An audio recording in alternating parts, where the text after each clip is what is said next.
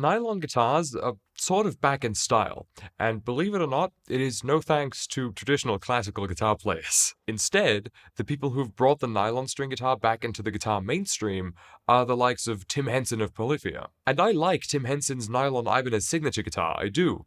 It's a fun instrument, but what I don't really like about it is the fact that it's an acoustic. Sure, it's a hybrid, meaning it does have an output jack for an amp and all of that, but I prefer my guitars not acoustic. I like the feeling of playing a solid body electric, it is just nicer. And we've even been seeing a resurgence of that kind of stuff on the very high-end market. Brands like Kiesel and Aristides making standard electrics, but with a piezo system instead of normal pickups, and built to take nylon strings. What's missing for me, though, has been an affordable alternative to all of that. Enter the Henry's Music CK78. This is the alternative to the TOD10 that I was waiting for.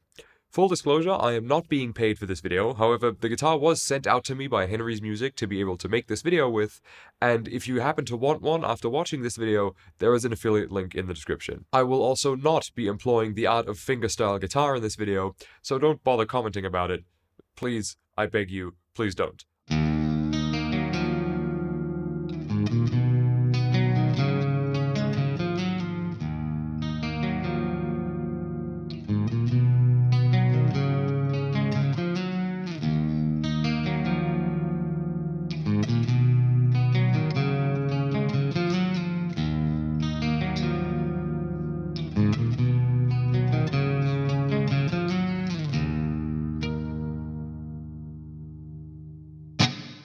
So, let's get down to the specs, of which there aren't really that many.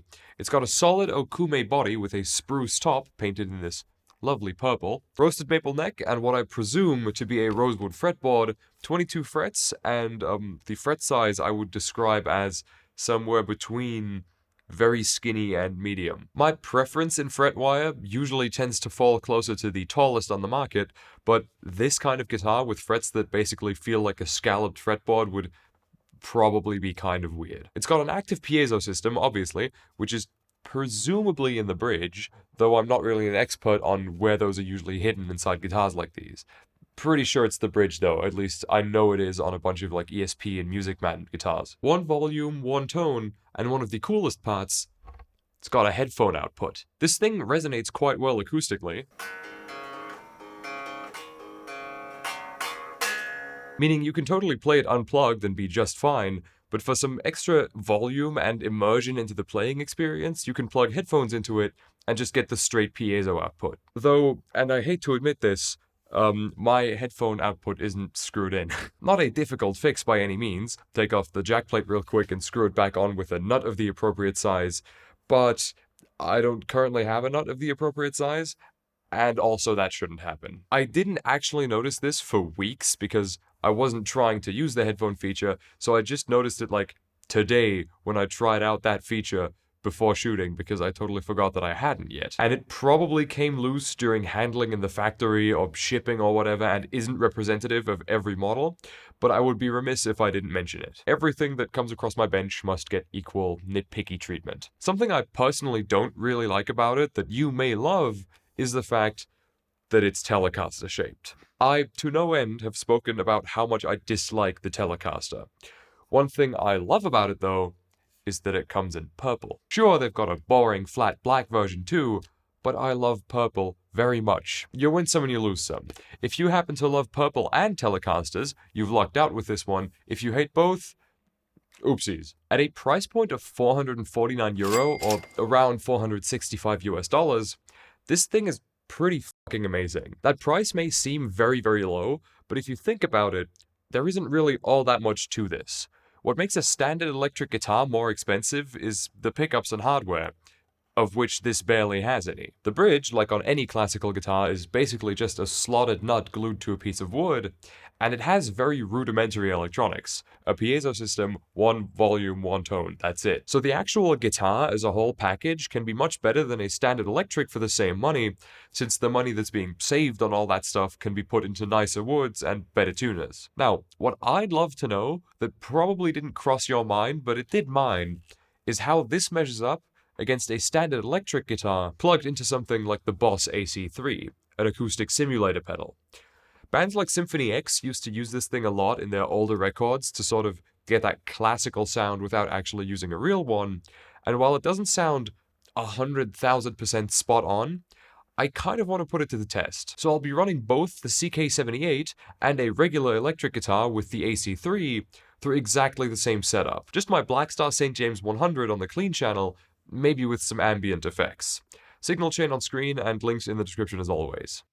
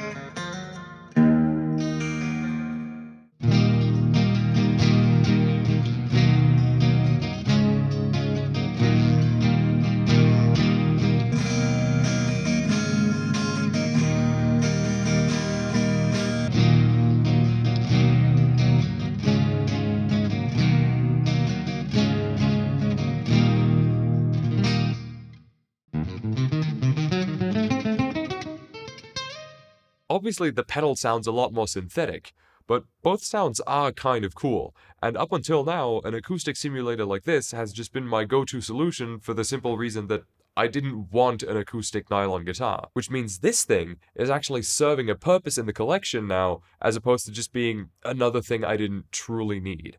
Because I sort of try to keep my collection, I don't want to say small, I have about 40 guitars, but I try to have only one of each thing that I need, if you know what I mean. Like, I don't really have 3 guitars that serve the exact same purpose. I might have 3 7-strings, but one might have EMGs, the other has Fishmans, the other has passive pickups. And something nylon is what I didn't have in the collection yet. So, here it is. That's really all I have to say in this video. This thing really impressed me when I first came across it, so I had to go and try it out immediately, and I was not disappointed. So if you think this is cool, affiliate links in the description. Show Henry's some support. Show the channel some support.